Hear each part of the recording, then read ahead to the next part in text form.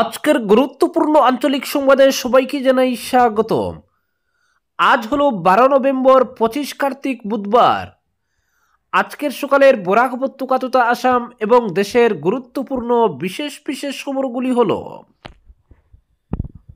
বিহারে ফের ক্ষমতায় ফিরছে এনডিএ, সব বুথ ফেরত সমীক্ষায় পূর্বাভাস। বিহার বিধানসভা নির্বাচনের বুথ ফেরত সমীক্ষা সম্বন্ধে বিস্তারিত থাকবে প্রতিবেদনে। সন্ত্রাসীদের রেয়াত নয়, দিল্লি বিস্ফোরণ নিয়ে হুঁশিয়ারি প্রধানমন্ত্রী মোদীর। দোষীরা সাজা পাবেই, বললেন স্বরাষ্ট্রমন্ত্রী অমিত শাহ। উচ্চ পর্যায়ের বৈঠকে আজ স্বরাষ্ট্রমন্ত্রী। দিল্লি বিস্ফোরণের পর পাকিস্তানে ফের সিন্দুর আতঙ্ক, ইসলামাবাদে হাই অ্যালার্ট। দিল্লি বিস্ফোরণে উল্লসিতদের বিরুদ্ধে কড়া ব্যবস্থা নেওয়া হবে, নজরদারি হবে সোশ্যাল মিডিয়ায়, বলেছেন মুখ্যমন্ত্রী হিমন্ত। হাইলাকান্দি সিভিল হাসপাতালের রোগীদেরকে ডাস্টবিন ব্যবহারের আবেদন। হাইলাকান্দিতে বরাদ্দ আগস্ট মাসের আটা। দিল্লির বিস্ফোরণের ঘটনাকে নিয়ে সামাজিক মাধ্যমে বিরূপ মন্তব্য করা লোকেদের গ্রেপ্তার করা হবে বলে মুখ্যমন্ত্রীর ঘোষণা। শিলচরে এই অভিযোগে এক অবসরপ্রাপ্ত শিক্ষককে আটক করল পুলিশ, পরে জামিনে মুক্তি। আসামের স্নাতক এবং স্নাতকোত্তর শিক্ষক পদের প্রার্থীরা নিযুক্তি লাভ করবেন আগামী বৃহস্পতিবার। উচ্ছেদিতরা যেখানে বসতি করবে সেখানেই বুলডোজার। উচ্ছেদ থেকে বাঁচতে মিয়ারা জুবিনের নকল সমর্থক, দাবি মুখ্যমন্ত্রীর। জামিন পেলেন এসিএস আধিকারিক নূপুর বরা। বকেয়া 18 কোটি, অক্ষম গ্রাহকদের বিদ্যুৎ সংযোগ কাটা হচ্ছে গণহারে। স্মার্ট মিটার লাগাতে গ্রাহকদের কাছে আর্জি এসডিইর। এবং সর্বশেষ খবরটি হল, লঙ্গাই নদীতে মাছ ধরতে গিয়ে রহস্য মৃত্যু যুবকের। এবারে শুনুন বিস্তারিত খবর। মঙ্গলবার বিহারে দ্বিতীয় তথা শেষ দফার নির্বাচনের পরেই সামনে এলো বুথ ফেরত সমীক্ষা, যেখানে বিজেপি নেতৃত্বাধীন এনডিএ বিপুল জয় পেতে চলেছে বলে অধিকাংশ সমীক্ষক সংস্থা জানিয়েছে। প্রত্যাশিতভাবেই এক্সিট পোলের এই রিপোর্ট খুশি করেছে বিজেপিকে। 243 আসনের বিহার বিধানসভার ম্যাজিক ফিগার 122। সেই জায়গা থেকে অধিকাংশ সমীক্ষক সংস্থা জানিয়েছে মুখ্যমন্ত্রী নীতিশ কুমারের এনডিএ সরকার অনায়াসে ম্যাজিক ফিগার অতিক্রম করে আবার ক্ষমতায় ফিরবে। যদিও বিরোধীদের দাবি, যেহেতু গতবারের থেকে বিহারে বেশি ভোট পড়েছে তাই তারাই ক্ষমতায় আসছে, কিন্তু প্রায় সব সমীক্ষক সংস্থা যেভাবে গেরুয়া শিবিরকে এগিয়ে রেখেছে তাতে গণনার আগেই বিরোধীরা হতাশ হয়ে পড়েছেন। আর তাৎপর্যপূর্ণভাবে প্রত্যেকটি সমীক্ষক সংস্থা জানিয়েছে এই নির্বাচনে ব্যাপক ডাকডুল পিটিয়ে প্রতিদ্বন্দ্বিতা করতে নামা প্রশান্ত কিশোরের দল জনসুরজ পার্টি মুখ তুবড়ে পড়বে। নির্বাচনে জনসুরজ পার্টি কার্যত প্রান্তিক শক্তিতে পরিণত হতে চলেছে বলে সমীক্ষায় ইঙ্গিত মিলেছে। তবে মনে রাখতে হবে, বুথ ফেরত সমীক্ষা বুথের ফল নয়। বিহারের প্রকৃত ফলাফল ঘোষিত হবে 14 নভেম্বর। যদিও ফলাফল কী হতে চলেছে তার একটা ইঙ্গিত পাওয়া যায় সেই ধরনের সমীক্ষা থেকে। সেই জায়গা থেকে রাজনীতি সচেতন মানুষ ও রাজনীতির কারবারিদের কাছে এই ধরনের সমীক্ষার যথেষ্ট গ্রহণযোগ্যতা রয়েছে।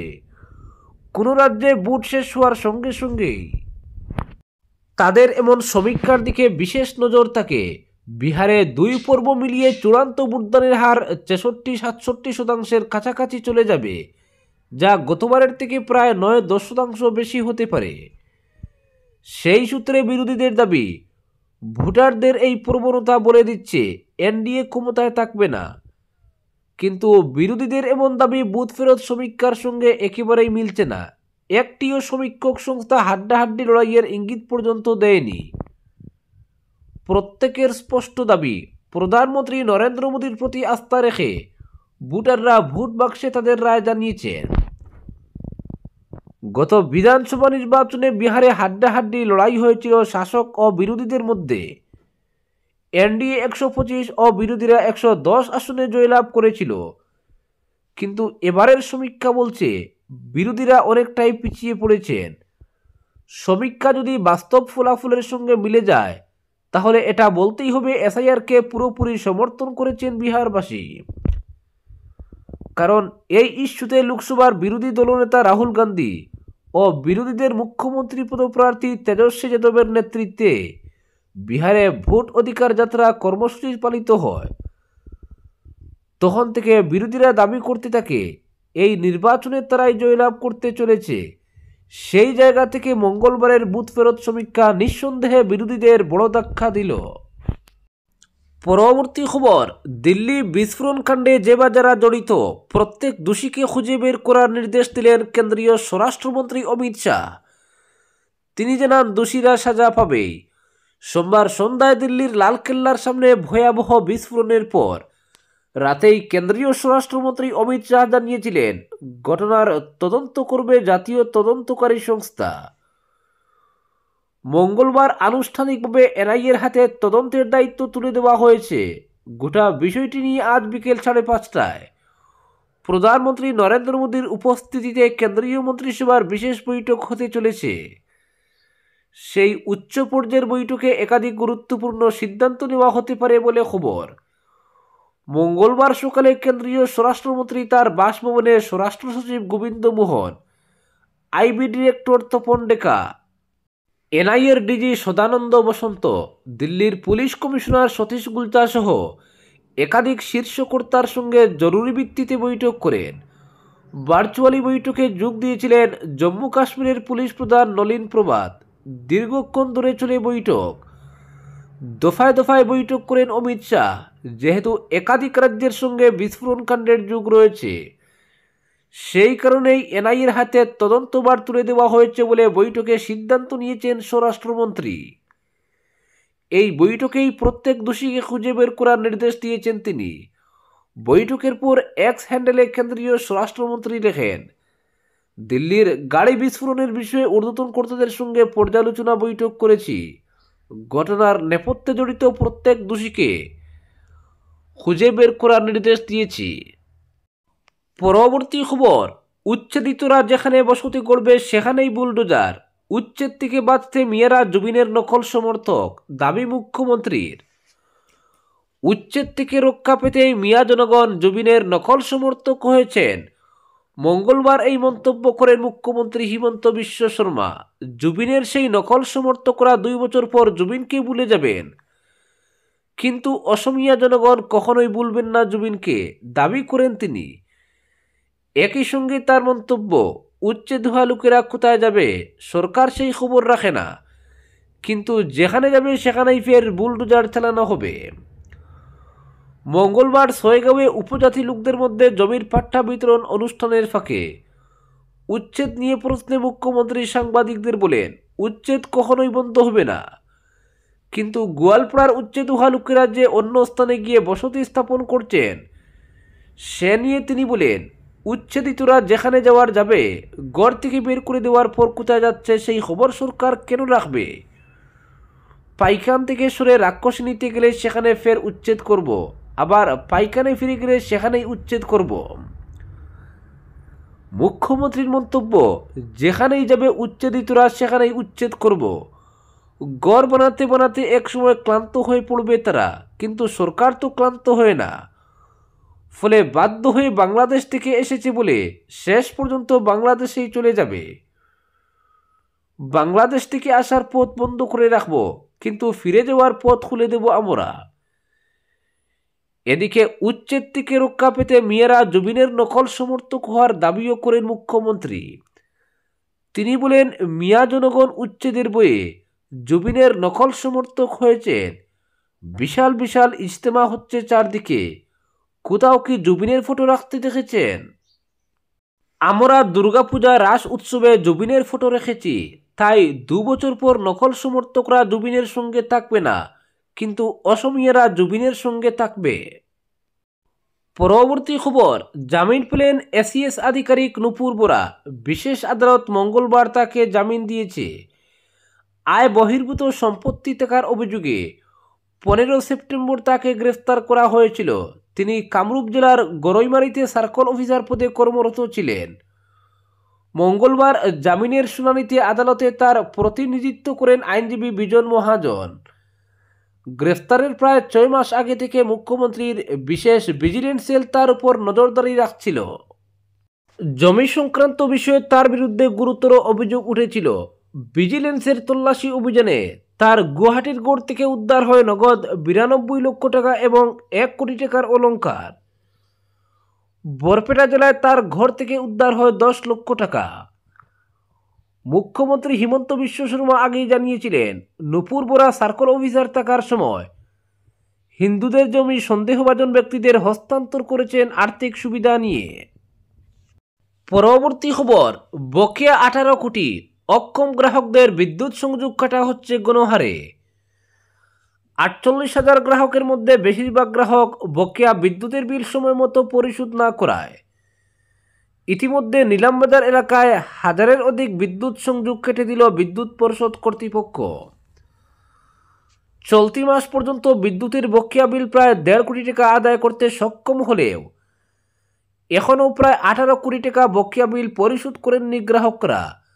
তাই অক্ষম গ্রাহকদের বিদ্যুৎ সংযোগ কেটে দেওয়ার অভিযান অব্যাহত রেখেছে বিভাগীয় কর্তৃপক্ষ। বকেয়া বিদ্যুৎ বিল অতি সত্বর পরিশোধ না করলে যে কোনো সময় গ্রাহকের লাইন কেটে দেওয়া হবে, সাফ কথা বিভাগীয় এসডিইর।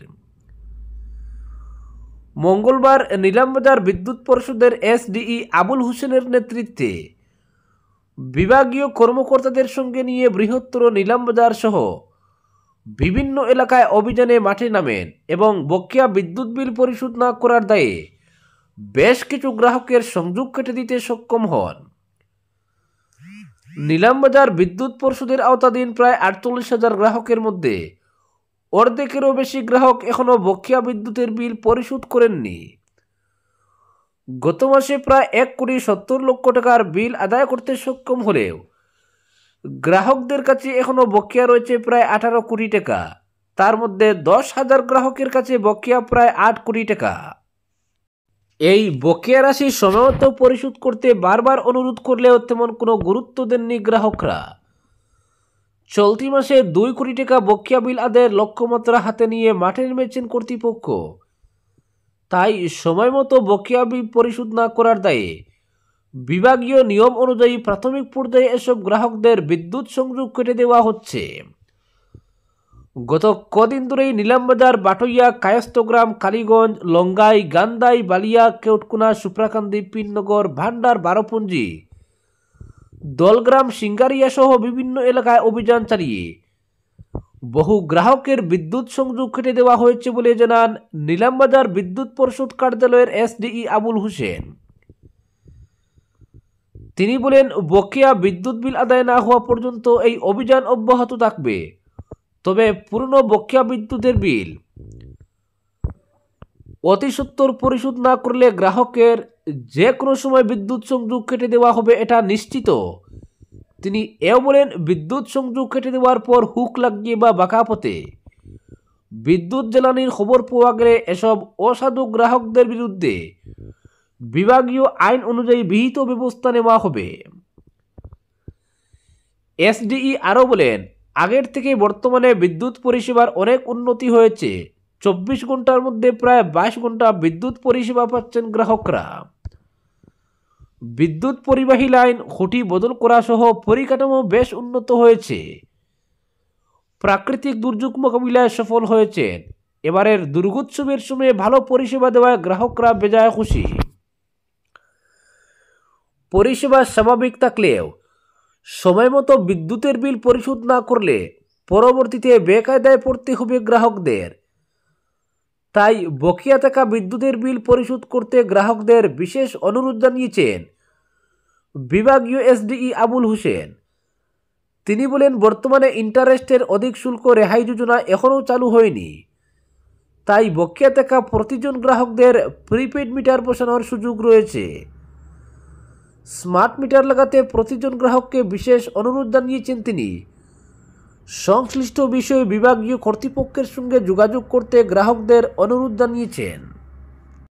এদিকে বিভাগীয় সূত্রে জানা গেছে, নিলামবাজার বিদ্যুৎ পরিষদ কার্যালয়ের 25টি জিপির অন্তর্গত প্রায় 48,000 গ্রাহকের মধ্যে প্রিপেড 10,000 গ্রাহক এবং 37,000 পোস্টপেড গ্রাহক রয়েছেন। তার মধ্যে প্রায় 35,000 গ্রাহক ডোমেস্টিক, প্রায় 1800 গ্রাহক কমার্শিয়াল, প্রায় 122 ইন্ডাস্ট্রিয়াল এবং বাদবাকি সবই সাধারণ গ্রাহক। কিন্তু ডোমেস্টিক গ্রাহকের মধ্যে বেশিরভাগ গ্রাহকই অক্ষম।